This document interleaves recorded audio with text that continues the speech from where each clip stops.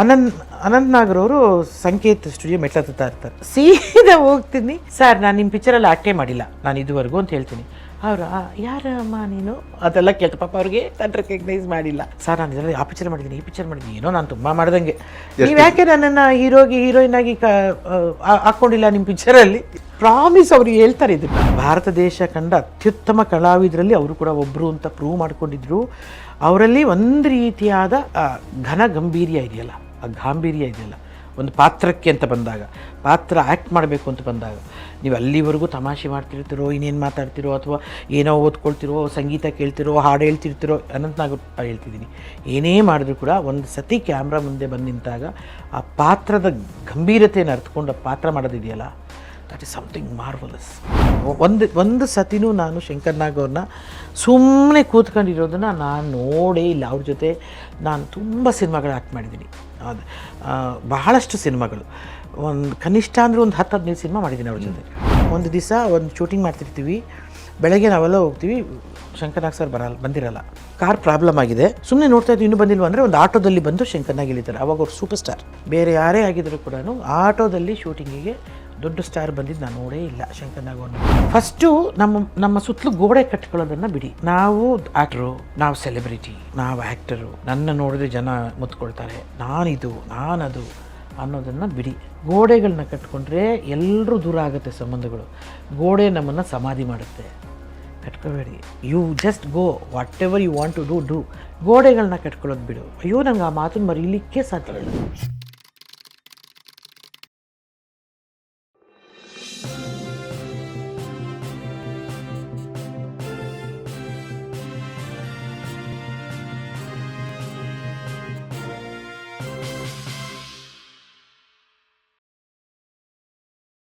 ದೊಡ್ಡಮ್ಮನ ಸಂಸಾರ, ದೊಡ್ಡಪ್ಪ ಅವ್ರಿಗೆ ಮಕ್ಕಳಿಲ್ಲ, ಇಬ್ಬರಿಗೆ ಮಕ್ಕಳಿಲ್ಲ. ಸೊ ನಾನೇ ಅವ್ರಿಗೆ ಆಲ್ಮೋಸ್ಟ್ ಮಕ್ಕಳು. ನನ್ನನ್ನು ಬೆಂಗಳೂರಲ್ಲೇ ಇಟ್ಕೊಂಡು, ನಮ್ಮ ತಂದೆಯವರಿಗೆ ಟ್ರಾನ್ಸ್ಫರಬಲ್ ಜಾಬು ಗಣಪತಿ ಸರ್, ಅವ್ರಿಗೆ ಒಂದೊಂದು ಕಡೆ ಒಂದೊಂದು ಊರಲ್ಲಿರೋರು. ಸೊ ಕೊನೆ ಗಳಿಗೆಯಲ್ಲಿ ಅದು ನಮ್ಮ ದೊಡ್ಡಪ್ಪನವರಿಗೆ ಒಂಚೂರು ಹೆಲ್ತ್ ಕೈ ಕೊಟ್ಟಾಗ ನನಗೆ ನಮ್ಮ ತಂದೆ ಜೊತೆ ಕಳಿಸಿದ್ರು. ಅದು ತುಮಕೂರಿನಲ್ಲಿ ನಾನು ನಮ್ಮಪ್ಪ ಅಮ್ಮನ ಜೊತೆ ಇದ್ದೆ. ಅಲ್ಲಿಂದ ನಮ್ಮಪ್ಪ ಅವರಿಗೆ ಬೆಂಗಳೂರಿಗೆ ಟ್ರಾನ್ಸ್ಫರ್ ಆಗುತ್ತೆ. ಹೇಗೇನು ನಾವು ತಿರ್ಗಾ ಇದೇ ತಾತನ ಮನೆಗೆ ಬರ್ತೀವಿ, ಇಲ್ಲೇ ಇರ್ತೀವಿ. ಅವಾಗ ದೊಡ್ಡಮ್ಮ ಮತ್ತು ಹೇಗೇನು ದೊಡ್ಡಮ್ಮ ಇದು ಎಲ್ಲರೂ ಒಟ್ಟಿಗೆ ಇರ್ತೀವಿ. ಸೊ ಹೆಚ್ಚು ನನಗೆ ಸಾಕಿದ್ದು, ನನ್ನ ಜೀವನ ಕೊಟ್ಟಿದ್ದು, ಅಥವಾ ಎಲ್ಲ ನನಗೆ ಒಂಥರ ಸ್ಟೂಡೆಂಟಿಂದ ನಡೆಸಿದ್ದೆಲ್ಲ ದೊಡ್ಡಮ್ಮನೇ ಹೆಚ್ಚು. ಅವರು ತಾತನೇ. ನಮ್ಮ ತಂದೆ ಅದೇ ಮಧ್ಯದಲ್ಲಿ ಹೋಗಿ ಬರೋರು, ಬಂದರೆ ಆಮೇಲೆ ಒಟ್ಟಿಗೆ ಇದ್ವಿ. ಅನಂತನಾಗ್ ಒಟ್ಟಿಗೆ ಅನಂತ್ ನಾಗ್ರವರು ಕೂಡ ನೀವು ಕೇಳಿದ್ರೆ ಇದನ್ನ ಹೇಳ್ತಾರೆ, ಅವ್ರಿಗೆ ನೆನಪಿದ್ರೆ. ಎಲ್ಲ ಆ್ಯಕ್ಟ್ರುಗಳ ಜೊತೆ ಕೆಲಸ ಮಾಡಾಯಿತು, ಅನಂತ್ ನಾಗ್ರೊಟ್ಟಿಗೆ ನಾನು ಮಾಡಿರಲಿಲ್ಲ. ಚೇಂಬರ್ ಈಗೇನಿದೆ ಚೇಂಬರು, ಅದ್ರ ಮೇಲೆ ಸಂಕೇತ್ ಸ್ಟುಡಿಯೋ ಅಂತಿತ್ತು. ಅದು ಅನಂತ್ ನಾಗ್ರವ್ರಿಗೆ ಮತ್ತು ಶಂಕರ್ ನಾಗ್ರವ್ರಿಗೆ ಸೇರಿದಂಥ ಒಂದು ಸ್ಟುಡಿಯೋ. ನಾವು ಚೇಂಬರಲ್ಲಿ ಏನಕ್ಕೋ ಹೋಗಿರ್ತೀವಿ. ಅನಂತ್ ನಾಗ್ರವರು ಸಂಕೇತ್ ಸ್ಟುಡಿಯೋ ಮೆಟ್ಲತ್ತಾ ಇರ್ತಾರೆ. ಸೀದಾ ಹೋಗ್ತೀನಿ, ಸರ್ ನಾನು ನಿಮ್ಮ ಪಿಕ್ಚರಲ್ಲಿ ಆ್ಯಕ್ಟೇ ಮಾಡಿಲ್ಲ ನಾನು ಇದುವರೆಗೂ ಅಂತ ಹೇಳ್ತೀನಿ. ಅವರು ಯಾರಮ್ಮ ನೀನು ಅದೆಲ್ಲ ಕೇಳ್ತಾ, ಪಾಪ ಅವ್ರಿಗೆ ನಾನು ರೆಕಗ್ನೈಸ್ ಮಾಡಿಲ್ಲ. ಸರ್ ನಾನು ಇದರಲ್ಲಿ ಆ ಪಿಕ್ಚರ್ ಮಾಡಿದ್ದೀನಿ, ಈ ಪಿಕ್ಚರ್ ಮಾಡಿದ್ದೀನಿ, ಏನೋ ನಾನು ತುಂಬ ಮಾಡ್ದಂಗೆ ಅಂದರೆ ಅವ್ರ ಮುಂದೆ ಹೇಳೋದು. ಅಂದರೆ ನನಗೆ ಈಗ ಅನಿಸುತ್ತೆ, ಅವರು ನೀವು ಯಾಕೆ ನನ್ನನ್ನು ಹೀರೋಯಿನ್ ಆಗಿ ಹಾಕ್ಕೊಂಡಿಲ್ಲ ನಿಮ್ಮ ಪಿಕ್ಚರಲ್ಲಿ? ಪ್ರಾಮಿಸ್ ಅವ್ರಿಗೆ ಹೇಳ್ತಾರೆ ಇದನ್ನು. ನನಗೆ ಯಾವಾಗಲೂ ಸತಿ ಸುಹಾಸಿನಿಯವ್ರ ಹತ್ರ ಅವ್ರ ಒಟ್ಟಿಗೆ ಕೆಲಸ ಮಾಡ್ಬೇಕಾದ್ರೆ ಒಂದು ಪಿಕ್ಚರು, ಇವಳು ಹೆಂಗೆ ಕೇಳಿದ್ಲು ಗೊತ್ತಾ, ನಾನು ಮಟ್ಲ ಮೇಲೆ ಹತ್ಕೊಂಡು ಹೋಗ್ತಾ ಇದ್ದು ಬಂದ್ಬಿಟ್ಟು, ನೀವು ಯಾಕೆ ನನಗೆ ಹೀರೋಯಿನ್, ನಾನು ಈ ಹುಡುಗಿನೇ ಯಾರು ಅಂತ ಗೊತ್ತಿಲ್ಲ, ನಾನು ಯಾಕೆ ನೀವು ನನ್ನನ್ನು ಹೀರೋಯಿನ್ನಾಗಿ ಹಾಕ್ಕೊಂಡಿಲ್ಲ ನಿಮ್ಮ ಪಿಕ್ಚರಲ್ಲಿ? ಹಾಕ್ಕೊಳ್ಳೋಣ ಯಾವ್ದಾದ್ರು ಪಾತ್ರ ಬಂದಾಗ, ಯಾರು ಪ್ರೊಡ್ಯೂಸರ್ ಬಂದಾಗ ಹೇಳ್ತೀನಿ, ನೀನು ಯಾವ ಪಿಕ್ಚರ್ ಮಾಡಿದೆ ಹೇಳು, ಈ ಪಿಕ್ಚರ್ ಮಾಡಿದೆ, ಸರಿ ನಾನು ಹೇಳ್ತೀನಿ. ಸೊ ಅವರೊಟ್ಟಿಗೆ ನನಗೆ ಕೂಡಲು ರಾಮಕೃಷ್ಣ ಅವರ ಸಿನಿಮಾ ಇಲ್ಲ ಮುರಳಿಗಾನ ಅಮೃತಪಾನ ಅಂತ ಒಂದು ಸಿನಿಮಾದಲ್ಲಿ ಪಾತ್ರ ಬರುತ್ತೆ. ಅದರಲ್ಲಿ ಅಫ್ಕೋರ್ಸ್ ಅವ್ರು ಹೀರೋಯಿನ್ ಆಗಿ ಪಾತ್ರ ಬರುತ್ತೆ. ಅದಕ್ಕೋಸ್ಕರ ತಮಾಷೆ ಅಂದರೆ ಅವ್ರು ಹೇಳಿಲ್ಲ ಆ ಪಿಕ್ಚರಲ್ಲಿ ನನಗೆ. ಕೂಡಲು ರಾಮಕೃಷ್ಣ ನಾನು ಕಾಸ್ಟ್ ಮಾಡಿರ್ತಾರೆ ಅವರು, ಬಟ್ ಅವ್ರಿಗೆ ಗಾಕ ಬಂದುಬಿಟ್ಟು ಮೊನ್ನೆ ದಿನ ನಾನು ಮರ್ತೋಗಿದ್ದೀನಿ. ಇವರು ನೋಡಮ್ಮ, ನೀನು ನನಗೆ ಅವ್ರ ಸಂಕೇತದಲ್ಲಿ ಬಂದು ಕೇಳಿದೆಯಲ್ಲ, ನಾನೇ ಕೂಡಲು ಹೇಳ್ಬಿಟ್ಟು ನಿಂಗೆ ಹೀರೋಯಿನ್ ಮಾಡಿದ್ದೀನಿ ಈ ಪಿಕ್ಚರಲ್ಲಿ ಅಂತ. ನಾನು ಕೂಡು ರಾಮಕೃಷ್ಣ ನಾವು ಮೊದಲೇ ಬಂದು ಹೇಳಿದ್ರಲ್ಲ ಅದ್ರ ಬಿಟ್ಟರೆ ಕೂಡು ರಾಮಕೃಷ್ಣ ಅವ್ರಿಗೆ ಹೌದಾ ನನಗೆ ಅನಂತ್ನಾಗ್ ಅವ್ರು ಹೇಳಿದ್ರು. ಅವ್ರು ಹೇಳಿರಲಿಲ್ಲ ಅಮ್ಮ ನೀನು ಯಾರು ಅಫ್ಕೋರ್ಸ್ ಅವ್ರು ಯಾವತ್ತೂ ಯಾರು ಹೀರೋಯಿನ್ನು ಯಾರು ನನ್ನ ಪಕ್ಕದಲ್ಲಿ ಆ್ಯಕ್ಟ್ ಮಾಡ್ತಾರೆ ಅದೆಲ್ಲ ಕೇಳಲ್ಲ. ಅವ್ರ ಪಾರ್ಟು ಅವ್ರಿದು ಅವ್ರು ನೋಡ್ಕೊಂಡು ಬರ್ತಾರೆ ಅಷ್ಟೇ. ಸರಿ ಹಂಗೆ ಹೇಳಿದ್ರು ಹ್ಞೂ ಹಂಗೆ ಹೇಳಿದ್ರು. ಆಮೇಲೆ ಹೇಳಿದ್ರು ಆಮೇಲೆ ನಂಗೆ ತುಂಬ ದಿವಸ ಆದಮೇಲೆ ನಾವು ತುಂಬ ಫಿಲ್ಮ್ಸ್ ಮಾಡಿದ್ವಿ ಅವ್ರ ಒಟ್ಟಿಗೆ. ಅವಾಗ ಹೇಳೋರು ಪಾಪ ಕೂಡು ರಾಮಕೃಷ್ಣಗೂ ಹೋಗಿ ಕೇಳಿದ್ಯಂತೆ ನೀನು. ಕೂಡ್ಲು ಬಂದು ನನ್ನ ಹತ್ರ ಹೇಳ್ದ ಇದು ಹೇಳಿದ್ರಂತೆ ಹೇಳ್ತಾರನ್ನ ನಾನು ಯಾಕೆ ಅದಕ್ಕೋಸ್ಕರ ಇಲ್ಲ ಅವಳು ನಿಜವಾಗ್ಲೂ ಕೇಳಿದ್ಲು ನೀನು ಇಲ್ಲ ಅಂದ್ಬಿಟ್ಟು ಅದಿಲ್ಲ ನಾನೇ ಮಾಡಿದ್ದು ಹೇಳ್ಬಿಟ್ಟೆ ನಾನು ಅಂತ. ಅಯ್ಯೋ ನನ್ನ ಮಗನೇ ನಾನು ಹೇಳಿದ್ದೆ. ಅದನ್ನು ತಮಾಷೆಯಾಗಿ ಹೇಳಿದರು ನನಗೆ. ಬಟ್ ಅನಂತ್ ನಾಗರ್ ಅವ್ರ ಹತ್ರ ನಾನು ಏನಾದರೂ ಒಂದು ಕಲ್ತಿದ್ರೆ ಅವ್ರು ಎಷ್ಟು ವಿಟ್ಟಿಯಾಗಿರ್ತಾರೋ ಎಷ್ಟು ಖುಷಿಯಾಗಿ ಆ್ಯಕ್ಟ್ ಮಾಡ್ತಾರೋ. ಅಫ್ಕೋರ್ಸ್ ಭಾರತ ದೇಶ ಕಂಡ ಅತ್ಯುತ್ತಮ ಕಲಾವಿದರಲ್ಲಿ ಅವರು ಕೂಡ ಒಬ್ಬರು ಅಂತ ಪ್ರೂವ್ ಮಾಡ್ಕೊಂಡಿದ್ರು. ಅವರಲ್ಲಿ ಒಂದು ರೀತಿಯಾದ ಘನ ಗಂಭೀರ್ಯ ಇದೆಯಲ್ಲ, ಆ ಗಾಂಭೀರ್ಯ ಇದೆಯಲ್ಲ ಒಂದು ಪಾತ್ರಕ್ಕೆ ಅಂತ ಬಂದಾಗ, ಪಾತ್ರ ಆ್ಯಕ್ಟ್ ಮಾಡಬೇಕು ಅಂತ ಬಂದಾಗ, ನೀವು ಅಲ್ಲಿವರೆಗೂ ತಮಾಷೆ ಮಾಡ್ತಿರ್ತೀರೋ ಇನ್ನೇನು ಮಾತಾಡ್ತಿರೋ ಅಥವಾ ಏನೋ ಓದ್ಕೊಳ್ತಿರೋ ಸಂಗೀತ ಕೇಳ್ತಿರೋ ಹಾಡು ಹೇಳ್ತಿರ್ತಿರೋ ಅನಂತ್ನಾಗ್ ಹೇಳ್ತಿದ್ದೀನಿ. ಏನೇ ಮಾಡಿದ್ರು ಕೂಡ ಒಂದು ಸತಿ ಕ್ಯಾಮ್ರಾ ಮುಂದೆ ಬಂದು ನಿಂತಾಗ ಆ ಪಾತ್ರದ ಗಂಭೀರತೆಯನ್ನು ಅರ್ಥಕೊಂಡು ಆ ಪಾತ್ರ ಮಾಡೋದಿದೆಯಲ್ಲ, ದಟ್ ಇಸ್ ಸಮಥಿಂಗ್ ಮಾರ್ವಲಸ್. ಯಾರೊಬ್ಬ ಲೋಫರ್ ಸಳಕನ ಮದುವೆ ಆಗ್ತೀನಿ ಅಂತ ನಂಬಿಸಿ ಮಧ್ಯದಲ್ಲಿ ಕೈ ಬಿಟ್ಟು ಹೊಟ್ಟೋದಂತೆ. ನೀನು ಕರೆದ ಲೋಫರ್ ಬೇರೆ ಯಾರು ಅಲ್ಲ ಸುಮಿತ್ರಾ, ನಾನೇ. ಆಮೇಲೆ ಅವರಿಗಿರೋ ಕಣ್ಣಿದೆಯಲ್ಲ, that is the biggest asset ಅವರು. ಮತ್ತು ಆ ಒಂದು ರೀತಿಯಾಗಿ ನನಗನ್ಸಿದ್ದು, ನೀನು ಏನೇ ಹುಡುಗಾಟಿಗೆ ಆಡ್ತಾಯಿರು ನೀನು ಶೂಟಿಂಗ್, ಆದರೆ ಅಲ್ಲಿ ಕ್ಯಾಮ್ರಾ ಅಂತ ಬಂದು ಮುಂದೆ ನಿಂತಾಗ ಮತ್ತು ನೀವು ಡೈರೆಕ್ಟ್ರು ನನಗೆ ಸೀನ್ ಹೇಳಿದಾಗ ನೀನು ಅಷ್ಟೇ ಸೀರಿಯಸ್ ಆಗಿ ತಗೊಳ್ಬೇಕು ಪ್ರೊಫೆಷನ್ ಅನ್ನೋದನ್ನು ಖಂಡಿತವಾಗ್ಲೂ ಅನಂತ್ ನಾಗ್ ಅವ್ರ ಹತ್ರ ಕಲಿತೆ. ಅದಾದಮೇಲೆ ಶಂಕರ್ ನಾಗ್ ಅವ್ರನ್ನ ಗೆಲ್ಲೇಬೇಕು. ಶಂಕರ್ ನಾಗ್ ಅವ್ರ ಹತ್ರ ತುಂಬ ಖುಷಿಯಾಗಿದ್ದು ಅಂದರೆ ಅವರು ಇದ್ದಿದ್ದ ಸ್ಪೀಡ್, ಅವರು ಇದ್ದಿದ್ದ ಒಂದು ಆಲ್ವೇಸ್ ಆ್ಯಕ್ಟಿವಿಟಿ ಒಂದು ಇದರಲ್ಲಿ. ಮತ್ತು ಏನಾದರೂ ಮಾಡಿ ಒಂದು ಸತಿನೂ ನಾನು ಶಂಕರ್ ನಾಗ್ ಅವ್ರನ್ನ ಸುಮ್ಮನೆ ಕೂತ್ಕೊಂಡಿರೋದನ್ನು ನಾನು ನೋಡೇ ಇಲ್ಲ. ಅವ್ರ ಜೊತೆ ನಾನು ತುಂಬ ಸಿನಿಮಾಗಳು ಆ್ಯಕ್ಟ್ ಮಾಡಿದ್ದೀನಿ, ಅದು ಬಹಳಷ್ಟು ಸಿನಿಮಾಗಳು, ಒಂದು ಕನಿಷ್ಠ ಅಂದರೆ ಒಂದು 10-15 ಸಿನಿಮಾ ಮಾಡಿದ್ದೀನಿ ಅವ್ರ ಜೊತೆ. ಏನು ನಮ್ಮಕ್ಕ ಅದೇ ಉಮ್ಮಕ್ಕ ನಿಮ್ಮನ್ನ ಕಂಡ್ರೆ ಅದೇ ಕಷ್ಟ ಎದುರ್ಕೊಡ್ತಾರೆ. ಹೀಗೆ ಒಂದು ಇಲ್ಲಾಂದರೆ ಇಲ್ಲೊಂದೇನೋ ತಿರ್ಗಾನೇನೋ ಅಲ್ಲಿ ಕೂತಿದ್ದೀರಾ ಒಂದು ಇದು ಮಾಡೋದು ಅದು ಮಾಡೋದು. ಒಂದು ಸತಿನೂ ಅವರು ಸುಮ್ಮನೆ ವೇಸ್ಟಾಗಿ ಕೂತಿದ್ದೀನಿ, ಏನೂ ಇಲ್ವಾ ಪೇಂಟಿಂಗ್ ಮಾಡು, ಸ್ಕೆಚ್ ಮಾಡು, ಏನೂ ಇಲ್ವಾ ಗೋಡೆ ಮೇಲೆ ಹೋಗಿ ಏನೋ ಬರೀ. ಈಗ ನನಗೆ ಯಜಮಾನ ಹಂಗೆ ಮಾಡೋದು. ನನ್ನ ಮನೇಲಿ ನಮ್ಮ ಯಜಮಾನ್ರನ್ನ ಏನಾದರೂ 2 ದಿನ ಶೂಟಿಂಗ್ ಇಲ್ಲ ಅಂದರೆ 3ನೇ ದಿನ ನಮ್ಮ ಮನೆಗೆ ಗೋಡೆ ಪೇಂಟೇ ಚೇಂಜ್ ಆಗಿರುತ್ತಲ್ಲ, ಆ ಥರ ಅದು ನಿಮ್ಗೆ ಗೊತ್ತು ಆ ವಿಷಯ. ಆ ಥರ ಶಂಕರ್ ನಾಗ್ನ ಫುಲ್ ಆಫ್ ಲೈಫ್.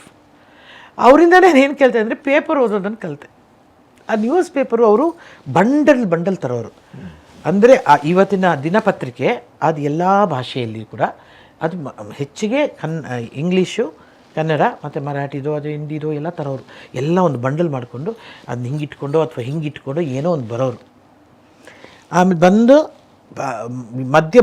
ಮಧ್ಯದಲ್ಲಿ ಆ ಪದಬಂಧಗಳು ಗೊತ್ತಾಯಿತು, ಕ್ರಾಸ್ವರ್ಡ್ಸ್ ಎಲ್ಲವನ್ನು ಎಲ್ಲನೂ ಓದಿ ಇದೆಲ್ಲ ಮಾಡೋರು. ನಾನು ಅಲ್ಲಿವರೆಗೂ ನಾನು ಏನು ಮಾಡ್ತಿದ್ದೆ, ನ್ಯೂಸ್ ಪೇಪರ್ ನಾನು ಹೆಂಗೆ ಓದ್ತಿದ್ದೆ ಅಂದರೆ ಶುಕ್ರವಾರ ಮಾತ್ರ ಓದ್ತಿದ್ದೆ. ಅದು ಮೇನ್ ಪೇಪರ್ ಅಲ್ಲ, ಸಿನಿಮಾ ಸಪ್ರೇಟ್, ಅದನ್ನು ಮಾತ್ರ ನೋಡ್ತಿದ್ದೆ ನಾನು. ಅದರಲ್ಲೂ ಮುಖ್ಯವಾಗಿ ನನ್ನ ಫೋಟೋ ಬಂದಿದೆಯಾ ಅಂತ ನೋಡ್ತಿದ್ದೆ, ಬೇರೆ ಫೋಟೋವ್ರಿಗಿಂತ ನಮ್ದು ಯಾವುದಾದ್ರೂ ಫೋಟೋ. ಯಾಕಂದ್ರೆ ತುಂಬ ಪಿಕ್ಚರ್ ಮಾಡ್ತಿದ್ನಲ್ಲ, ಯಾವುದಾದ್ರೂ ಒಂದು ಫೋಟೋ ಬಿದ್ದಿರೋದಲ್ಲಿಗೆ. ಸೊ ಯಾವುದೋ ಒಂದು ಫೋಟೋ ನೋಡು, ಅಷ್ಟು ಬಿಟ್ಟರೆ ನಾನು ನ್ಯೂಸ್ ಪೇಪರ್ದು ಗೋಜಿಗೆ ಹೋಗ್ತಿರ್ಲಿಲ್ಲ. ಯಾಕಂದರೆ ನಮ್ಮ ಮನೆಯಲ್ಲಿ ಬರ್ತಾ ಇದ್ದಿದ್ದೆ ಒಂದು ಕಾಮನ್ ಪೇಪರ್ ಹಿಂದೂ, ಅದು ನಮ್ಮ ತಾತ ಅವ್ರಿಗೆ ಬೇಕಿತ್ತು. ಆಗಿನ ಪ್ರಜಾವಾಣಿ, ಡೆಕ್ಕನ್ ಹೆರಾಲ್ಡು, ಕನ್ನಡಪ್ರಭ, ಇಂಡಿಯನ್ ಎಕ್ಸ್‌ಪ್ರೆಸ್, ಈ ಥರದ ಒಂದು ದಿನಪತ್ರಿಕೆಗಳು. ನಮಗೆ ಉದಯವಾಣಿ, ನಮ್ಮ ಮನೆಯಿಂದ ಎಲ್ಲ ಪತ್ರಿಕೆಗಳು ಬರೋದು. ಉದಯವಾಣಿ ಅತ್ಯಂತ ಪ್ರಿಯವಾಗಿತ್ತು ನನಗೆ, ಯಾಕಂದರೆ ಅದು ತುಂಬ ಸಿನಿಮಾದ ಬರೋದು. ಕನ್ನಡಪ್ರಭ ಅತ್ಯಂತ ಪ್ರಿಯವಾಗಿತ್ತು, ಅದ್ರಲ್ಲಿ ತುಂಬ ಸಿನಿಮಾದ ಬರೋದು. ಸೊ ನನಗೆ ಅಷ್ಟು ಮಾತ್ರ ಓದುವೆ. ಮೇನ್ ನ್ಯೂಸು ದೇವರೊಳಗೆ ಹೇಳ್ತೀನಿ ಗಣಪತಿ ಸರ್, ಅವಾಗೇನು ನಮಗೆ ನ್ಯೂಸು ಟಿ ವಿ ಅಂತೆಲ್ಲ ಇಲ್ಲ ನಿಮ್ಗೆ ಗೊತ್ತು. ಸೊ ಹಾಗಾಗಿ ನನಗೇನು ನ್ಯೂಸ್ ಬಗ್ಗೆ ತಲೆ ಕೆಡ್ಸ್ಕೊಳ್ತಿರ್ಲಿಲ್ಲ, ನನಗೆ ಗೊತ್ತೂ ಇರ್ತಿರ್ಲಿಲ್ಲ. ಅಲ್ಲಿ ಯಾವುದೋ ಒಂದು ಬಾಂಬ್ ಇದೆ ಅಂದರೆ ತಾಯಣಿಗೂ ಗೊತ್ತಾಗ್ತಾ ಇರಲಿಲ್ಲ ನನಗೆ. ಬಟ್ ಇವರು ಎಷ್ಟು ಹೇಳೋರು ಅಂದರೆ ಎಲ್ಲ ಓದ್ಕೊಂಡ್ಬಿಡೋರಲ್ಲ, ಇವ್ರು ಬುಕ್ತಾರೆ, ಅವ್ರು ನೋಡೋರು. ನನಗೆ ಹೇಳಿದ್ರು ನಾನು ಸುಮ್ಮನೆ ಇರಲಾರ್ದು ಇದೆಲ್ಲ ಹೇಳಿದೆ ಅವ್ರ ಹತ್ರ. ನಾನು ಬರೀ ಫ್ರೈಡೇ ಓದೋದು, ಯಾರು ಓದ್ತಾರೆ ಇದನ್ನೆಲ್ಲ ಪುಸ್ತಕ. ನೀನು ಪೇಪರೇ ಓದಲ್ವೇನೆ, ಇಲ್ಲ ಬಾಯ್ಲಿ ಅದು ಶುರು ಮಾಡಿದ್ರು. ಅವರೆಲ್ಲ ಓದಿ ಇಟ್ಟಿರ್ತಾರಲ್ಲ ಆ ಪೇಪರ್ನ ನಂದು ಬೇರೆ ಕೆಲಸ ಏನಪ್ಪ ಅಂದರೆ ಶೂಟಿಂಗಲ್ಲಿ ಬಂದರೆ first printed pages, Deccan Herald, ಇದು ಅಡ್ರೆಸ್, ಪ್ರಕಾಶಕರು, ಲಾಸ್ಟಲ್ಲಿ ಎಂಡಲ್ಲಿ ಎಡಿಟರು, ಇದು ಎಲ್ಲ ಓದಬೇಕಿತ್ತು. ಅದು ಏನು ನಿಧಾನವಾಗಲ್ಲ, ಜೋರಾಗಿ ನಿಧಾನವಾಗಂದ್ರೆ ನಾನು ಎಗರ್ಸ್ಕೊಂಡು ಓಡೋಗ್ಬಿಡ್ವೆ ಮುದ್ದಕ್ಕೆ ಪೇಜ್ ಎಲ್ಲ ಎತ್ಕೊಂಡು. ಇಡೀ ಪೇಪರು ಜೋರಾಗಿ ಬೇರೆ ಓದಬೇಕಿತ್ತು. ನಂಗೆ ಮಧ್ಯ ಶಾರ್ಟ್ ಅಂದರೆ ಅದನ್ನ ಇಡಬೇಕಿತ್ತು. ತಿರುಗಿ ಎಲ್ಲಿಂದ ಸ್ಟಾರ್ಟ್ ಮಾಡಿ, ಎಲ್ಲಿ ನಿಲ್ಸಿದ್ದೆ ಹೇಳು, ಸ್ಟಾರ್ಟ್ ಮಾಡು. ಅಯ್ಯಪ್ಪ, ನನಗೆ ಓದಿಸಿ ಹೆಂಗೆ ಹುಚ್ಚಿಡಿಸಿದ್ರು ಪೇಪರ್ದು ಅಂದರೆ ನನಗೆ ಅಯ್ಯೋ, ನಾನು ನ್ಯೂಸ್ ಪೇಪರ್ ಬರಲಿಲ್ಲ ಅಂದರೆ ನಮ್ಮ ಮನೇಲಿ ಹೆಂಗೆ ದೊಡ್ಡವ್ರು ಓದಾಡ್ತಿದ್ರು ಹಂಗೆ ಓದಾಡೋಕ್ಕೆ ಸ್ಟಾರ್ಟ್ ಮಾಡಿ ನಾನು ನಿಜವಾಗ್ಲೂ ನ್ಯೂಸ್ ಪೇಪರ್ ಓದೋಕ್ಕೆ ಸ್ಟಾರ್ಟ್ ಮಾಡಿದೆ.